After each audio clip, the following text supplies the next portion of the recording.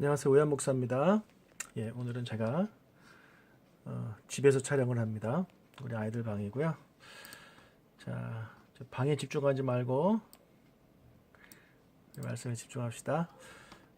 오늘 본문은 이번 주 본문은 고린도전서 6장 9절에서 10절 말씀입니다. 바로 문제로 넘어갑니다. 2번 초대교회 당시 전역에 퍼져 있었던 교회 안에 공통된 세 가지는 무엇이었는가? 고린도전서 6장 9절에서 10절. 불의한 자가 하나님의 나라를 유업으로 받지 못할 줄을 알지 못하느냐? 미혹을 받지 말라. 음행하는 자나 우상 숭배하는 자나 간음하는 자나 탐색하는 자나 남색하는 자나 도적이나 탐욕을 부리는 자나 술 취하는 자나 모욕하는 자나 속여 빼앗는 자들은 하나님의 나라를 유업으로 받지 못하리라. 자, 여기에 9절에 나오는 것들이 다 음행입니다. 음행과 그리고 우상 숭배 있고요. 또 10절에서 술 취하는 것이 있고요. 그래서 이 우상 숭배, 음행, 술 취함 이것이 초대교회 당시 전역에 이제 퍼져 있었습니다. 설교 때 말씀 드리겠습니다만은 정말 많은 지역에 이런 문제들이 있었고 그래서 그것 때문에 많은 편지들이 쓰여졌습니다. 3번 우상 숭배, 음행, 술 취함 이 세 가지는 어떻게 연관이 되어 있었는가? 이 세 가지는 밀접한 연관이 있는데요. 우상 숭배를 할 때 이제 음행이 들어갑니다. 이런 매춘의 이제 시작은 바로 신전 제사에서 시작됐거든요. 신전에서 우상들에게 이제 제사를 드릴 때 거기서 이제 매춘이 이루어집니다. 여자 남녀 할 것 없이 또는 동성애 이렇게 이제 음행이 이루어지고 그런 것을 음행을 할 때 이제 술이 들어가는 거죠. 그래서 이 우상 숭배와 음행과 술 취함은 아주 밀접한 관련이 있는 세 가지입니다. 4번 나는 술 취함을 죄라고 생각하는가?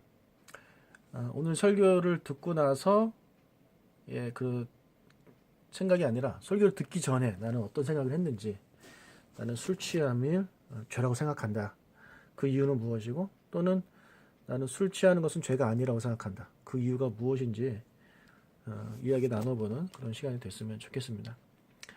5번 술 취함의 기준은 무엇인가? 누가 판단하는가?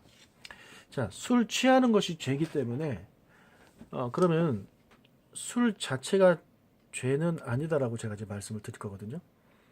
예수님의 경우를 들어서 그렇게 말씀드릴 거예요. 왜냐하면 예수님이 포도주를 만드셨고 또 포도주를 가끔 드셨기 때문에 그것을 포도주를 마시고 하는 것 자체가 죄라고는 생각하지 않습니다.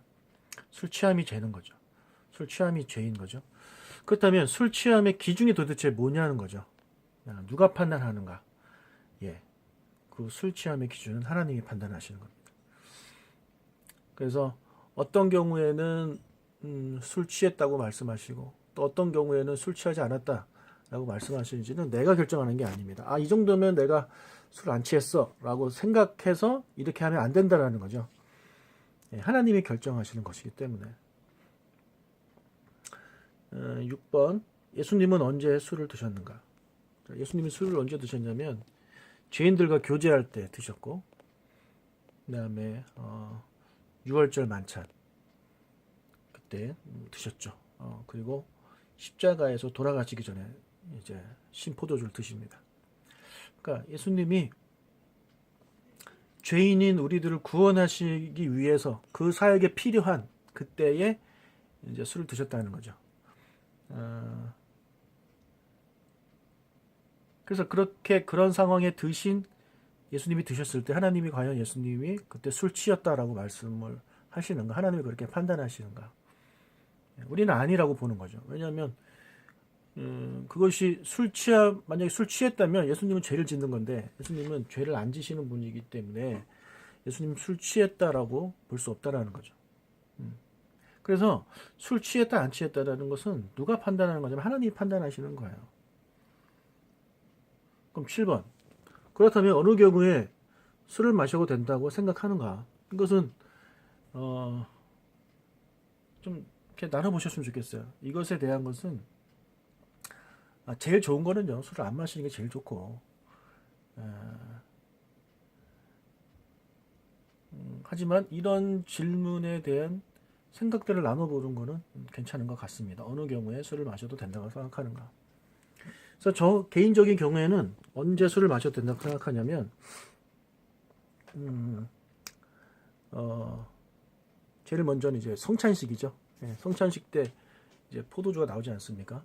그래서 그런 성찬식을 할 때 마셔도 된다고 생각하고, 그 다음에 또 복음 전하기 전에 선교에 가서 성찬식, 또 그때도 복음 전하기 위한 그런 때 이제 또 마셔도 된다고 생각하고, 그 외에 개인적으로는 저는 우리 성도님들이 술을 안 드셨으면 좋겠어요.